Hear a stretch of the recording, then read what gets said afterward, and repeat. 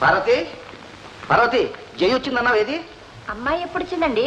వచ్చిందా? నువ్వు ఫోన్ చేసావుగా. వచ్చింది అమ్మాయి కాదు, మరిది గారు. ఏ మరిది? మీ తమ్ముడు జగన్నాథం గారండి. పెళ్లి సంబంధం కుదుర్చుకొచ్చారట. పెళ్లి సంబంధం కుదుర్చుకొచ్చాడా? ఎంత తమ్ముడైతే మాత్రం నాతో సంప్రదించకుండా నా కూతురు పెళ్లి సంబంధం కుదుర్చుకొస్తాడా? రామ రామ, పెళ్లి మన అమ్మాయి కాదండి, వాళ్ళ అబ్బాయికి. ఇదిగో నువ్వు అనవసరంగా కన్ఫ్యూజ్ కాకుండా అది చెప్పేది ఏదో తాపిగా చెప్పు. నేను చెప్తే మాత్రం మీరు సరిగ్గా వినిపించుకుంటేగా. నేనా? వెళ్ళి కోర్టులో అడుగు, నా సంగతి తెలుస్తుంది. లాయర్లు ఆర్గ్యుమెంట్స్ తో ఎంత కన్ఫ్యూజ్ చేసినా నేను మాత్రం కన్ఫ్యూజ్ కాకుండా జడ్జిమెంట్ తాపిగా చెబుతాను. ఏమనుకున్నావు? ఏరా తమ్ముడు, రారా. ఎప్పుడు రావటం? ఇప్పుడేనయ్యా. అంతా బాగున్నారా? అవును, మీ వదిన ఏదో సంబంధం కుదిర్చిందట. నేను కాదండి, మరిది గారు. ఎవరికి? చంద్రానికి అన్నయ్య. ఏ చంద్రం? వాళ్ళ అబ్బాయి చంద్రం అండి. ఓహో, చంద్రం వాళ్ళ అబ్బాయి కానీ మన అబ్బాయి కాదన్నమాట. చూడు తమ్ముడు, ఆడాడు మనస్తత్వాలు. అవును, అమ్మాయి ఎవరు? ఎంతవరకు చదువుకుంది? ఎంత కట్నం? బయట సంబంధం ఏం కాదన్నయ్య. చదువు సంఖ్యలు అట్టే లేకపోయినా చాలా లక్షణమైన పిల్ల. వేరే కూతురు. ఏ వీరయ్యా? అదేనయ్యా, మన పాలేరు ఉండేవాడు, పొలం తగాదాల్లో చచ్చిపోయాడు. ఆ వేరే. అవునవును, చాలా త్యాగం చేశాడు. ఆ కుటుంబానికి మనం ఎంత చేసినా రుణం తీరదన్నయ్య. అందుకే వేరే కూతుర్ని చంద్రాన్ని చేసుకోవాలని. ఏమిటి? చంద్రానికి మన పాలేరు కూతురుతో పెళ్ళా? నీకేమైనా మతిపోయిందట? అది కాదన్నయ్య. ఏది కాదు, ముందు నాకు ఈ సంగతి తేల్చి చెప్పు. అన్నయ్య ఏం చేయమంటావని సలహా అడగడానికి వచ్చావా, లేక నేను ఇలా నిర్ణయించుకున్నాను చెప్పడానికి వచ్చావా? ఆన్సర్ టు ది పాయింట్, ఫిక్. నా సలహా అయితే ఈ పెళ్లికి నేను సుతరాము అంగీకరించను. నువ్వు నిర్ణయించుకున్నావంటావా? నీ ఇష్టం. ముహూర్తం కూడా పెట్టుకున్నారు. ఇప్పుడు ఇలా అంటే ఆ పిల్ల గతి ఏమవుతుంది? ఏమవుతుంది? సలక్షణంగా పెళ్లి జరుగుతుంది. ఒక 25,000 ఖర్చు పెట్టి మంచి సంబంధం చూచి అదే ముహూర్తానికి పెళ్లి చేసేద్దాం. సీత చాలా యోగ్యురాలన్నయ్య. అంటే చంద్రంగాడా? ఈ మధ్య వాడి ప్రవర్తన అంత బాగుంటలేదు. చదువు మీద శ్రద్ధ తగ్గింది. ఫ్రెండ్స్ అని, పిక్నిక్స్ అని. ఒరే వాడి గొడవలతో నువ్వు కన్ఫ్యూజ్ కావద్దు. అసలు వాడి ఇలా తయారు కావడానికి నువ్వే కారణం. ఒక్కగానో ఒక కొడుకుని అల్లారు ముద్దుగా పెంచావు. నాకు ఒక్కగానో కూతురేగా, మన జయ. నా మాట ఎప్పుడు నాకు కాదంటుందా? ఏం పార్వతి? దానికి మన అంతస్తుకు హోదాకు తగ్గట్టు మంచి సంబంధం చూచి బ్రహ్మాండంగా పెళ్లి చేసేస్తాను. అమ్మాయికి అలాగే చేద్దాంలేండి. ఇప్పుడు ముందు ఈ పెళ్లి ఖాయం చేసేసాడుగా. తమ్ముడు మాటిస్తే కాదంటానా? ఈ పెళ్లి నీ చేతుల మీదుగానే జరిపించాలి. తప్పకుండా రా. చంద్ర మాత్రం నా బిడ్డగాడు.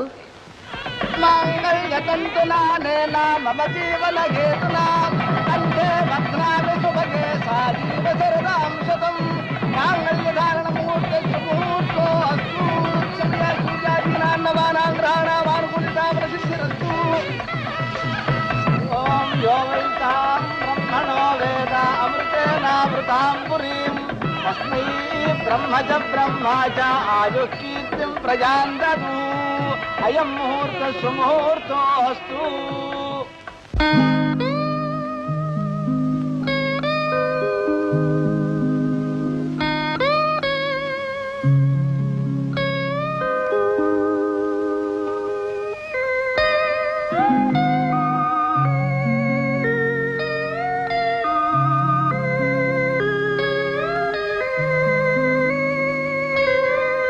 అందుకే నిన్ను పెళ్లి చేసుకోవాలనుకుంటున్నాను. ఆగండి, ముందు పేర్లు చెప్పాలి. వదినా, మా అన్నయ్య పేరు చెప్పు. ముందు మీ అన్నయ్యే చెప్పాలి. అదేం కాదు, ముందు పెళ్లి కూతురే చెప్పాలి. పెళ్లి కొడుకే చెప్పాలి. బాబా, ఎందుకలా కన్ఫ్యూజ్ అవుతారు? చెప్పరా. సీత, సరేనా? ఇప్పుడు చెప్పమానండి మీ చెల్లాయిని. చెప్పు చెల్లాయి, సిగ్గెందుకు? చంద్రం. మాకు వినిపించలేదు. నాకు వినిపించదులే, మా క్యారియన్ క్యారియన్. ఆడపడుచు కట్న ఇచ్చి గాని లోపల రావడానికి వీల్లేదు. ఓహో, ఇదొకటే. తమ్ముడు 116. ఏమిటన్నా నువ్వు మరీను? రే, ఇదిగోరా 1116 ఇవ్వు. పార్వతి, ఏదో మంగళహారతి పాడు. చాలండి. ఇక పదండి.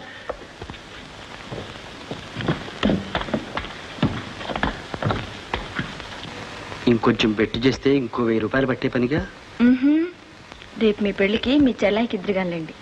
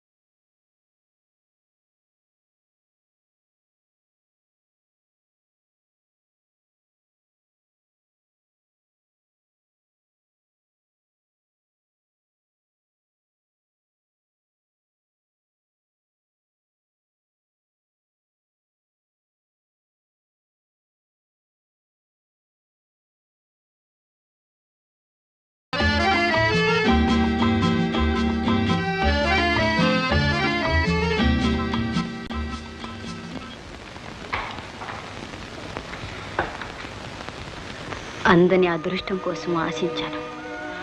ఆ ఆశ ఈనాడు నిరాశగా పరిణమించింది. పేదరికంలో పుట్టి డబ్బే జీవితంగా భావించి పైమెరుగుల కోసం ప్రాకులాడే నాలాంటి ఆడపిల్లలకు ఇలాంటి గుణపాఠం జరగడం మంచిదనే భావిస్తున్నాను. నాలో ఆశ, అహం అన్నీ అంతరించాయి. పెళ్లి చేసుకోవాలనే కోరిక నశించింది. ఇక నాకు ఆభరణాలు, అలంకరణలు దేనికి? అందుకే ఆనాడు మీరు ప్రేమతో బహుకరించిన నెక్లెస్ తిరిగి పంపిస్తున్నాను. స్వీకరించండి. నన్ను పూర్తిగా మర్చిపోండి. మీ దాంపత్యం ఆదర్శవంతంగా ఉండాలని మనసారా కోరుకుంటున్నాను. నమస్తే.